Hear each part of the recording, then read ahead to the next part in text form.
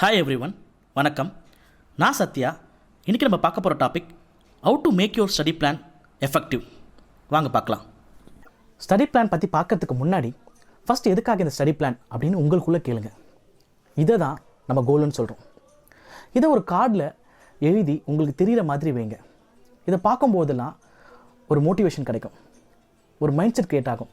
இந்த mind set உங்களை study plan கூட ஸ்டிக் பண்ணி சக்ஸஸ் கிட்ட கொண்டு போகும். ஆஃப்டர் திஸ் கோல் செட், இதுக்கு தேவையான மெட்டீரியல்ஸ் என்னென்ன பண்ணலாம், சிலபஸ் என்ன அப்படின்றதெல்லாம் கேதர் பண்ணுங்கள்.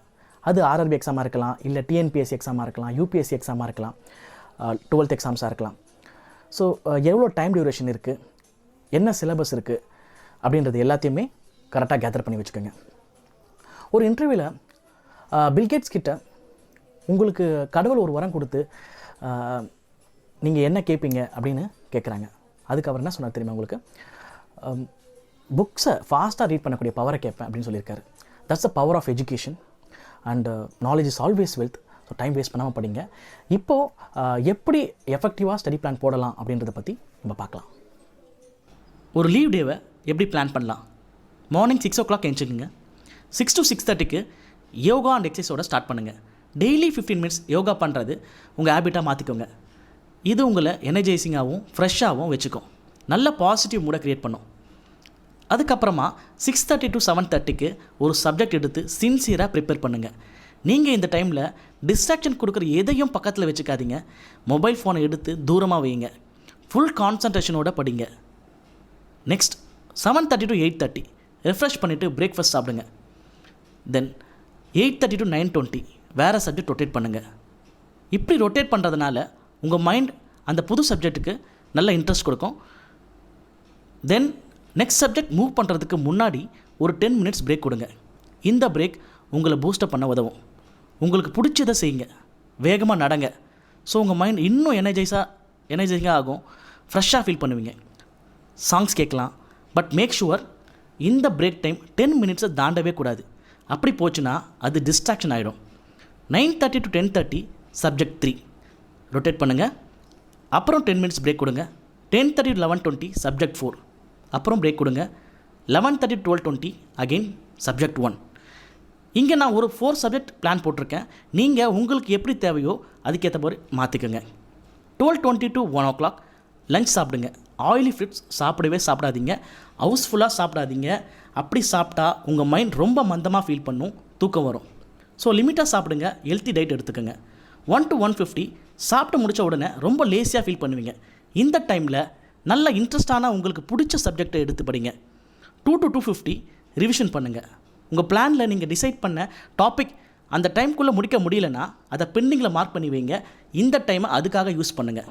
2:50 to 3:30 கண்டிப்பாக உங்களால் இதுக்கு மேலே முடியவே முடியாது. மைண்ட் சேச்சுரேட் ஆகிடும். இப்போ ஒரு ஷார்ட் நேப் ரொம்ப ரொம்ப அவசியம். இந்த பவர் நேப் செய்கிறதுனால மைண்ட் நல்லா ரெஃப்ரெஷ் ஆகும். அது மட்டும் இல்லை, ரிவிஷன் பண்ணிவிட்டு இதை செய்யுங்க. அப்போ மைண்ட் கடைசியாக ரிவிஷன் பண்ணதை எல்லாத்தையும் அக்குமுலேட் பண்ணிக்கும் அப்படின்னு சயின்ஸ் சொல்லுது. இப்படியே ஈச் சப்ஜெக்ட்டுக்கு 10 minutes பிரேக் கொடுத்து கண்டினியூ பண்ணுங்கள். ஒரு 5:20 to 6 ஒரு பிரேக் எடுத்துக்கோங்க. ஹெல்த்தியாக ஸ்நாக்ஸ் சாப்பிடுங்க, ஜங்க் ஃபுட் அவாய்ட் பண்ணுங்கள். சிமிலர் ஃபார்முலா கண்டினியூ பண்ணுங்கள். அப்புறம் ஒரு 8:45 to 9:30 ஒரு 45 minutes டின்னர் எடுத்துக்கோங்க. ஆஃப்டர் திஸ் 9:30 to 10:45 ஒரு லாங் பீரியட் கிடைக்கும் உங்களுக்கு. ரிவிஷனுக்கு யூஸ் பண்ணுங்கள். 10:45க்கு தூங்கிடுங்க. 7 hours ஸ்லீப் கண்டிப்பாக தேவை. அப்போ தான் அடுத்த நாள் உங்கள் மைண்ட் ரெஃப்ரெஷ்ஷாக இருக்கும். இப்படி நீங்கள் ப்ராக்டிஸ் பண்ணிங்கன்னா பாருங்கள், உங்களால் 11 to 13 hours ஈஸியாக படிக்க முடியும். நியர்பை எக்ஸாம் டைமில் இன்னும் பிரேக்ஸ்லாம் குறைச்சிட்டு இந்த ஷெடியூல் பண்ணி பார்க்கலாம். இதுவே ஸ்கூல் டே இல்லை ஒர்க் டேவாக இருந்தால், சப்போஸ் நீங்கள் ஸ்கூலில் இருந்து இல்லை ஒர்க்கில் இருந்து 4 to 4:30 வீட்டுக்கு வந்துடுறீங்க. அதுக்கு பிறகு நல்லா ரிலாக்ஸ் பண்ணுங்கள். ஆஃப்டர் 1 hour ஆர் 1.5 hours அப்புறமா ஷெடியூல் பண்ணுங்கள். இங்கே நான் 5:30 ஸ்டார்ட் பண்ணியிருக்கேன். இப்படி பிளான் பண்ணுங்கள். உங்களுக்கு 5 to 6 hours கிடைக்கும். இந்த பிளான் ஷெடியூலை கொஞ்சம் நல்லா பாருங்கள்.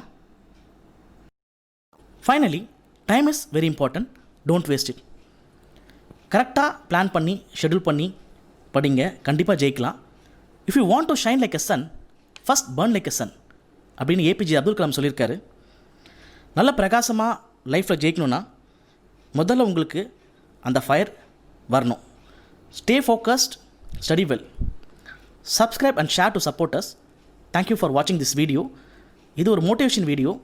உங்களுக்கு தெரிஞ்ச எக்ஸாம் ப்ரிப்பேர் பண்ணக்கூடிய ஸ்டூடெண்ட்ஸுக்கு கண்டிப்பாக இதை ஷேர் பண்ணுங்கள். தேங்க்யூ.